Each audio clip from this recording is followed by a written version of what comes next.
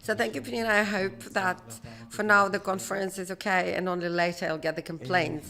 But during the previous panel, we did talk in a very expanded manner about the security and political connections between Israel and the United States. So I would like to zoom in on the connections between the governments and administrations and the impact of governmental connections.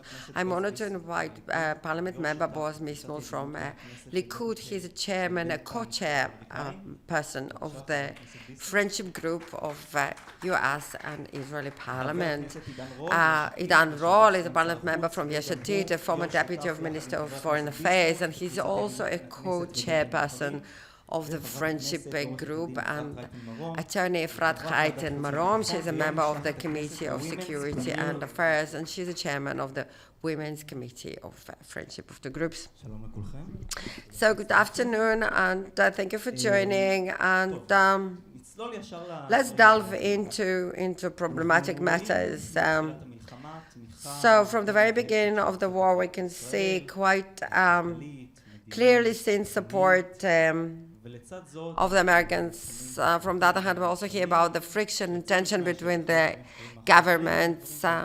We hear it in the open, it's not just behind the curtains. And I'll give you a few wonderful examples of this tension. 4 months ago, Hamas Live Biden was a tweet of Minister Ben-Gvir. In June, Prime Minister Netanyahu claimed that Washington is delaying a delivery of weapons to Israel, and Senate and American administration were infuriated, claiming that it's an internal political need that ignited Prime Minister to publish something like that, and the president is the biggest supporter of Israel. And even a few days ago, as attention about the hostage deal was published, that senior political factors in Israel said that it's quite strange that President Biden is pressing the Prime Minister and not Sinwar, since it followed the assassination of hostages, and one of those hostages was an American citizen. Parliament member Bismuth is the only representative of the coalition in this panel. I would like to hear what's your opinion. This friction, is it part of the legitimate disagreements, or is it a danger to the continuation of the American support of Israel? So thank you, first of all, for all of you, and thank you for inviting me. We are here in this very serious research center, well-known think tank, very renowned. So any researcher knows that as within 50 years, from the perspective of time, you will be examining events, so this tweet will not be remembered in history. Let's look at it from a historical perspective. What will be remembered, though, in history 50 years from now? That in this great tragedy that the state of Israel went through, it's not just the Jewish people, it's the state. The American president landed, the democratic American president landed in Israel and supported the state of Israel. That will be remembered. Don't.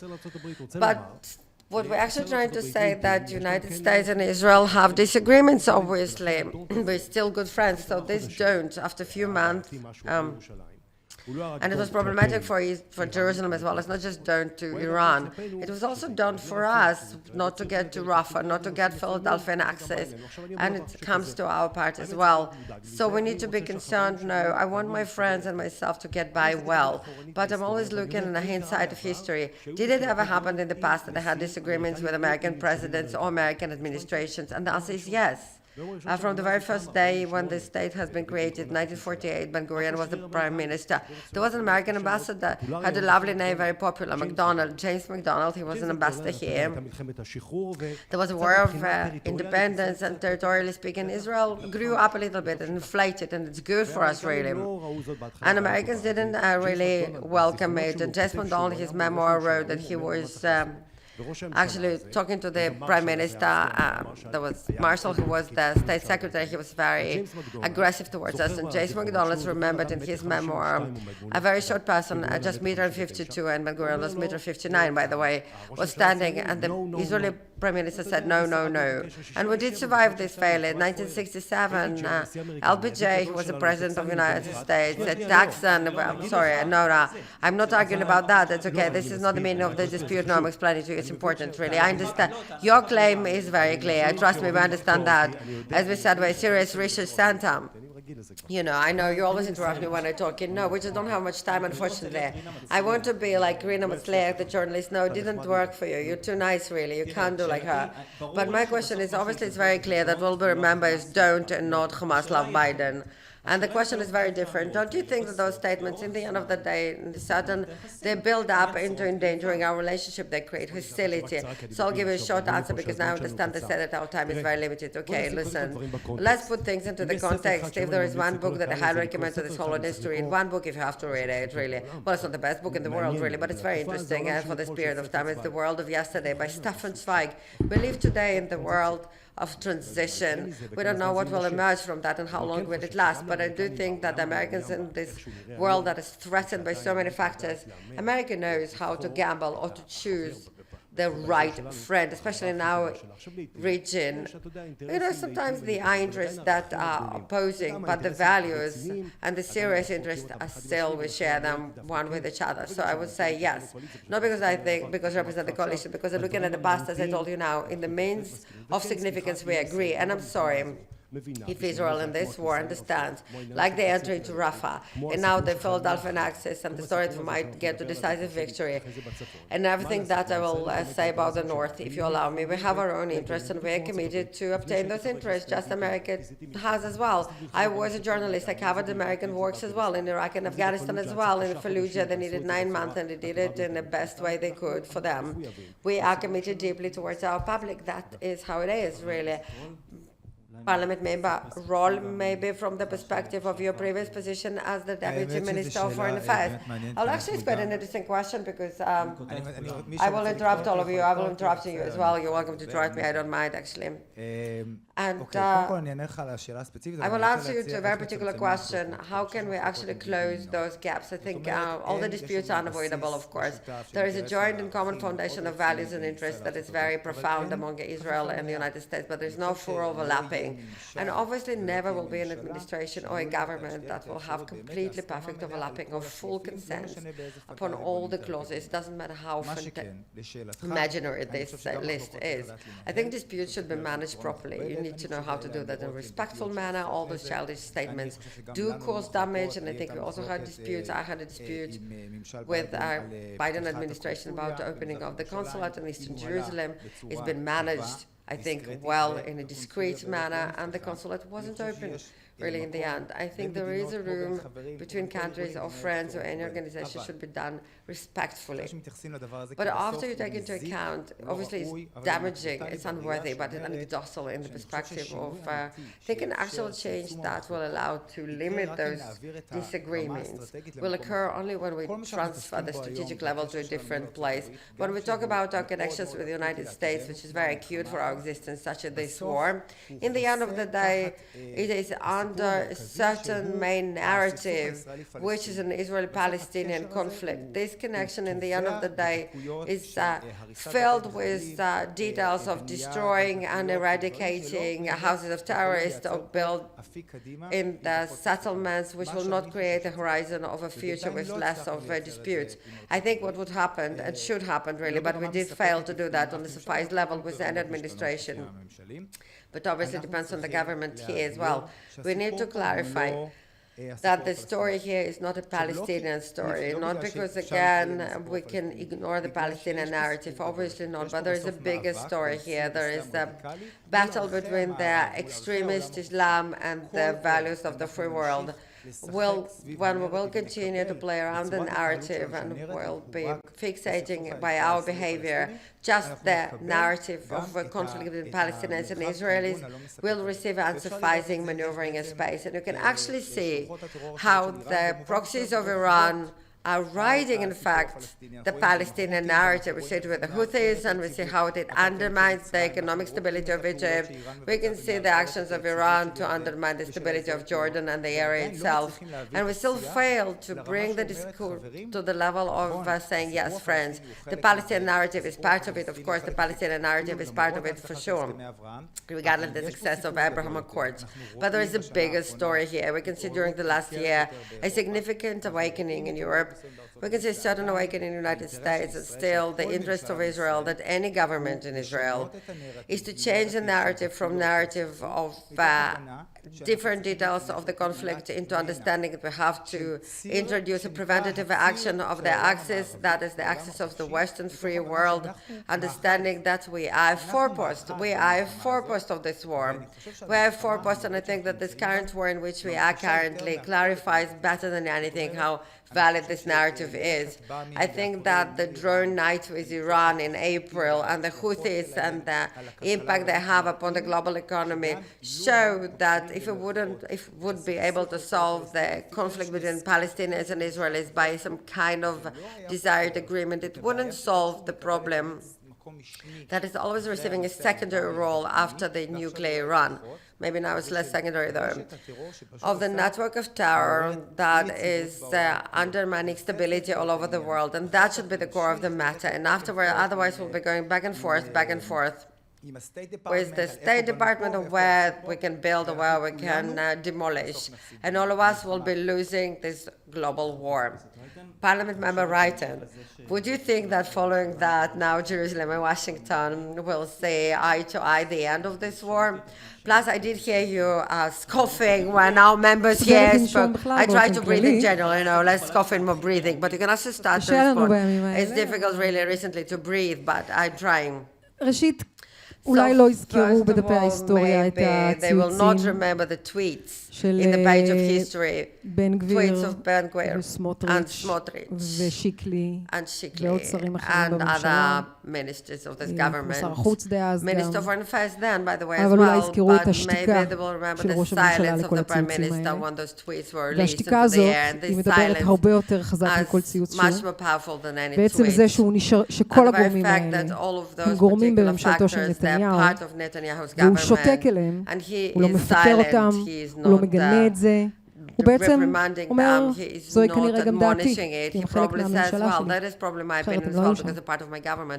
ובעיניי זה חמור, ולכן דפי ההיסטוריה ישפטו בעיניי בחומרה מטורפת, מה שקרה פה, לא אגיד אפילו בשנה הזו, בשנתיים האלה, אפשר לראות את העמידה של הנשיא ביידן, איך הוא ביקר בצורה מאוד ברורה את הניסיון להפיכה המשטרית שקרתה כאן עוד קודם לכן, ולא הזמין את נתניהו אליו, שלא לדבר על הגינויים כלפי בן גביר וסמוטריץ' והאיסור שלהם להיכנס לארצות הברית וההתעלמות מהם, וגם כשאנחנו היינו those characters preoccupy the American administration then. And when it comes to joint values, there is no anything in common with American values between those people and the American values. Ben-Gvir and Smotrich leading values that have nothing in common with Americans. There are no joint interests. If you look at their plans, really, Ben-Gvir's and Smotrich plans, what kind of joint interests Washington and Jerusalem can have? This Jerusalem, there's nothing. And obviously there is a significant distancing of the government itself, the whole government led by the Prime Minister Netanyahu, when the Prime Minister himself doesn't condemn, but actually publishes videos that damage the reputation of American administration and the aid that I don't remember if there was any president that said so clearly, that said such a clear statement of support. What else do we need? What else do we want? A president that says, I'm a Zionist. He's not even Jewish. No one requires him to say this word, Zionist, but this explicit word, Zionist. But I think what happened here during the last year or 2 years is exactly a continuation of the program, Netanyahu's plan of hurting the very basic security, existential interest of the State of Israel. In my eyes, it's an extraordinary achievement to preserve the relationship, bipartisan relationship that Israel managed to maintain during its all years of existence. All the Prime Minister of Israel did everything in their power because they understood the importance of bipartisan interests with Washington and to actually boycott the Democratic Party and to intervene right now, as had been done in the past during Obama administration and now as well, to intervene in the internal elections in the United States. This is something that does not serve, how did you put it, Mr. Bismuth, the commitment to our public? This is not the commitment towards our public, I'm so sorry. This is absolutely not. The commitment towards our own public in the state of Israel, towards the state of Israel in general, would be the aim to preserve Israeli-American relationships, proper bipartisan relationships, first and foremost, really, not to intervene in the elections, not to support clearly and openly for a decade and a half the Republican Party. Those steps, in my eyes, they cause tremendous damage that is much larger whether it is a Philadelphia Nexus or another clip or not, or anything else. Parliament member Bismuth, maybe following that, you would think that Israel lost completely its status as bipartisan consensus in the United States, or are we just being too pessimistic? Not at all.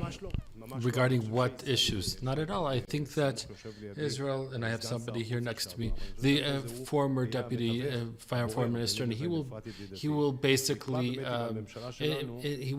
determine whether our government is in support or against. We were very cautious in these elections, trying not to intervene, including myself, and my opinions were well known here. I don't know how much it is today, but I'm totally neutral, and whoever wins, that's who the Americans basically decide. But first of all, we are committed to the American-Israeli relations. That's the Israel's security depends on those ties. But the truth is that in our view, in our perspective, there is some kind of disagreement.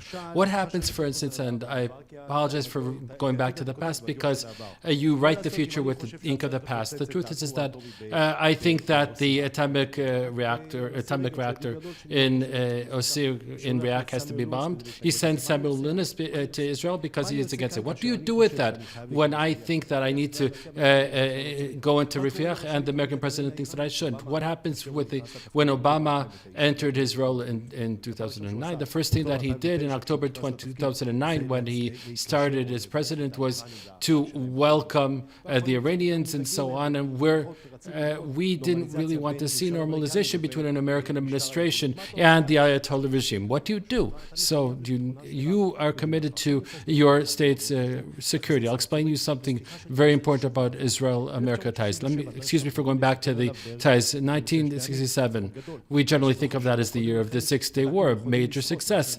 We remember that they wanted to throw us into the sea, and then into the sea. And excuse me for talking about the history. We had a very friendly president at the time, a Texan, LBJ, Democrat, Lyndon B. Johnson.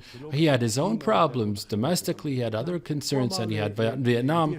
And he said to Levi Eshkol, the then prime minister, that we see that we appreciate him more as history goes by. There were others that you had in your camp, and LBJ basically says to him, no, you're most similar to them. LBJ says to Levi Eshkol, if you act alone, you stay alone. Ben-Gurion acted alone, and we did not stay alone. That means that the ties are very strong, and we have to tend to those ties. And Ben-Gurion did that before him, and Menachem Begin did as well. There's nothing you can do about it. When in your state interests, you're secure, you are committed to your own citizens and their security. I agree that Israeli-American ties are cardinal and very important. In this dynamic world, I'm very concerned. And before the war, there was a confidential meeting of the Foreign Affairs Committee in the Knesset. The Prime Minister was there, and they asked him about this changing world, Russia and China, and what do they want to do. And up until the 7th of October, China didn't, the horrible reactions from the Chinese and the Russians, we didn't know that was going to happen. And these things happened on our hardest day. And the Prime Minister said something very clear, America first. That is something that is so clear. Thank you. Look, here basically you talked about security issues, and I'll interrupt you here. That's fine. You talked about security issues, but what Member of Knesset Rayten-Marom raised is a little bit on a higher level than that. Are we creating a major ideological, ethical gap, particularly in light of the fact that, let's put things on the table here.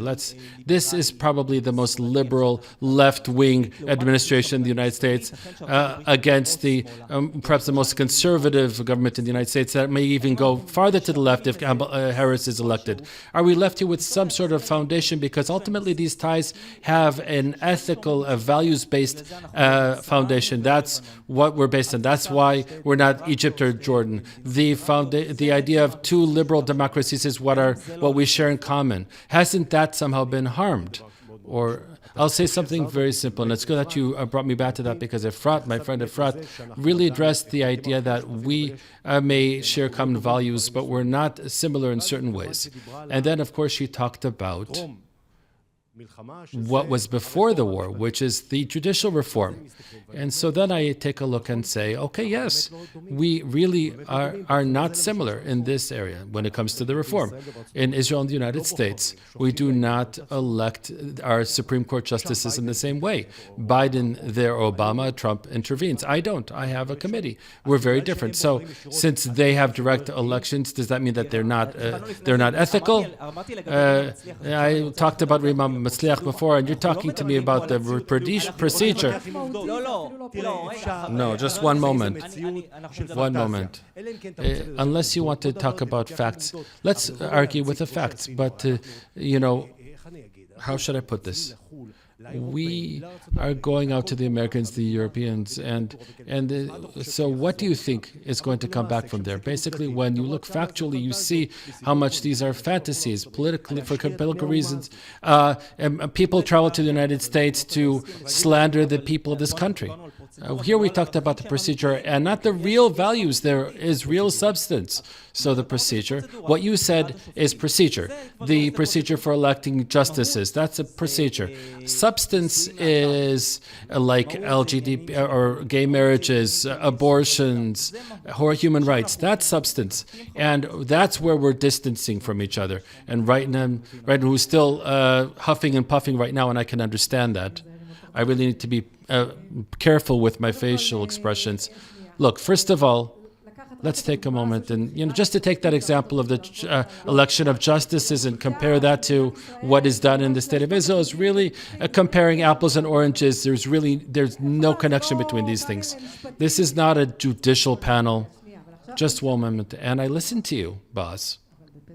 But I listened to you without saying a word. What I'm saying, just factually, and when do I not speak about using facts? Just to take the issue of the Justice Selection Committee and comparing that to the United States is just to take one little part of an entire system that really is totally different. Thank you.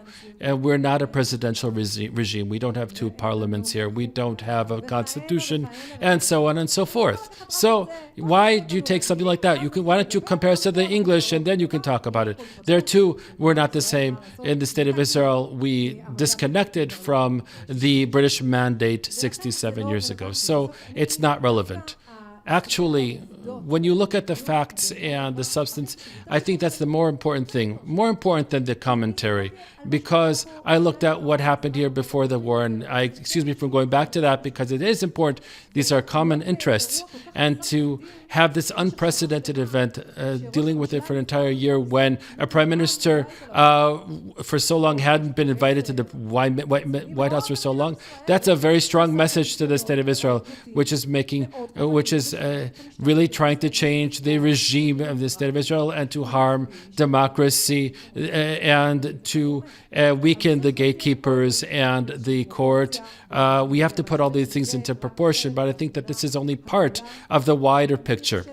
I think that when you look at the American proposals today, and Israel is refusing its outstretched hand, has been doing so since the beginning of the war. I think that the illogical decision, and this is really almost irresponsible, illogical, and almost criminal, because the state of Israel cannot manage on its own in the way that the new world has already formed. And you talked about the regional alliance.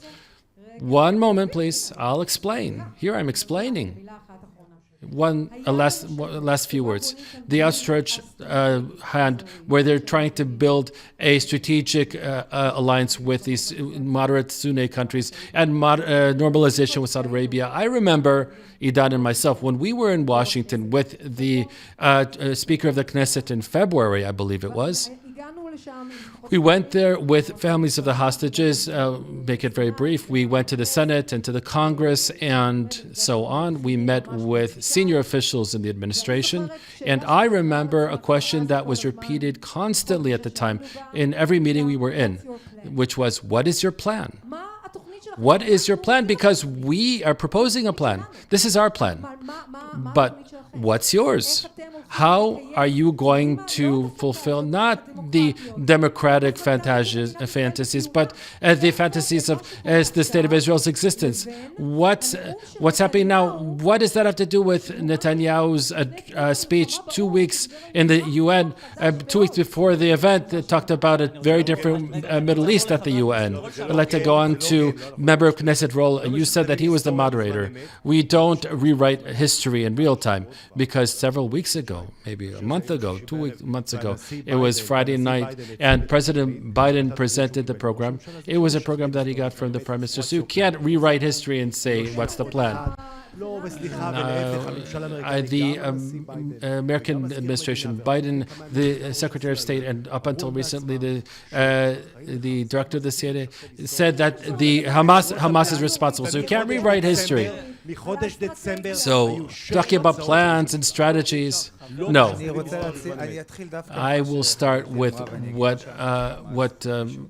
I'll tell you what we said there in those meetings. I'm not one of those who try to defend the current government in Israel. I want to talk about, in the Capitol and every meeting, what was said to us. The plan, everything in a box, that everything can be resolved in order to get an agreement with Saudi Arabia. I don't think that's something that can be implemented or that's logical in any way. I think that there's a very big delta on the operational side, things that have to be changed in reality, and the amount of time that it will take.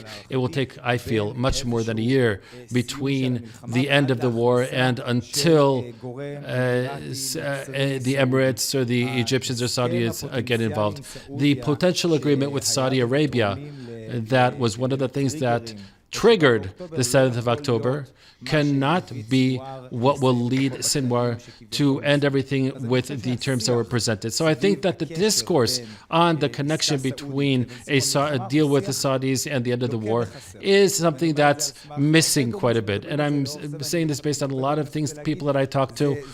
This is really simplifying what happened. And I don't think, and they talked about this in February, I don't think anyone could have thought, and today we know in retrospect that this is impossible, that Maglan fighters would be fighting in the tunnels with Emiratis walking up above and the civilians. That's not logical. That's not feasible. We're anybody who comes into the Gaza quagmire. But I want to take this in a totally different direction than my two colleagues, because I think that, first of all, I think that we all agree that the United States is the most important strategic partner of Israel's. And any calls after the October Center as if there was an alternative is simply wrong.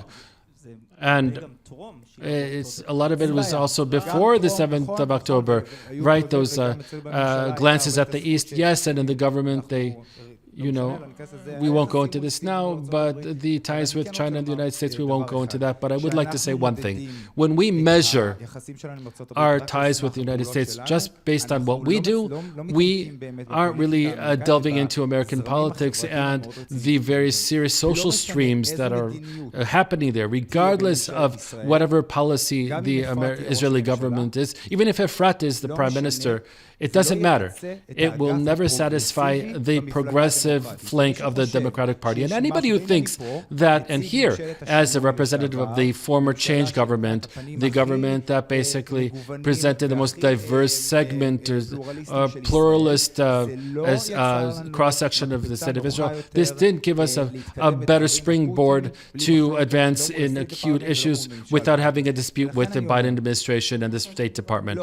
Nothing political was done back then. I say the opposite. It's true that the foreign policy was similar in certain ways, but I have a different version. My version is that anybody who delves into American politics and goes deeply into those social streams, and I really like this topic, they can see that there are radical extremes that are really trying to take apart many of the traditional structures of this, in the United States. It's class struggle, things that are based on the traditional things, the family structure. There's totally different terminology, and if you don't see this, let me illustrate. It's not that if we weren't to fight in Gaza now, they would have supported us. When they say not just two-state solution as they had once said in the Democratic Party, they're going around with pro-Hamas signs. There's nothing that the Israeli government can do. And there won't be a left-wing government, but I don't think that a more moderate government in Israel could satisfy that flank. We have to start to address, and this is the major public relations failure throughout the war, is that there's a radical movement that we are part of that sees intersectionality as very simplistic patterns of class and force. For them, Israel is always perceived as forceful. That won't change because even a much more left-wing policy in Israel would still be too militant according to the very simplistic and unrealistic perceptions of that flank. We need to address that. This is a challenge in American politics, and it undermines academia and a lot of people that are influencers in the United States. We are a certain shockwave, which is very important to us, and we have to address this. But it's not just happening because of Israel. It's an American thing. It's not just because of Israel. The question is, if Netanyahu's policy for 15 years, particularly in this administration, did it contribute to it or didn't it? Obviously, it didn't contribute. But even when I went to Washington, it's not that. It's not. I'm just saying. Look, I'll just end with one sentence, please, to answer Efrat. As long as the state of Israel has its security conditions, and I don't see this changing in the near future, it will require us to have a policy that the progressives will never come to terms with. I don't think that our problem is the progressive flank. Our problem has gone beyond to people, has also affected people who were fully supportive of us.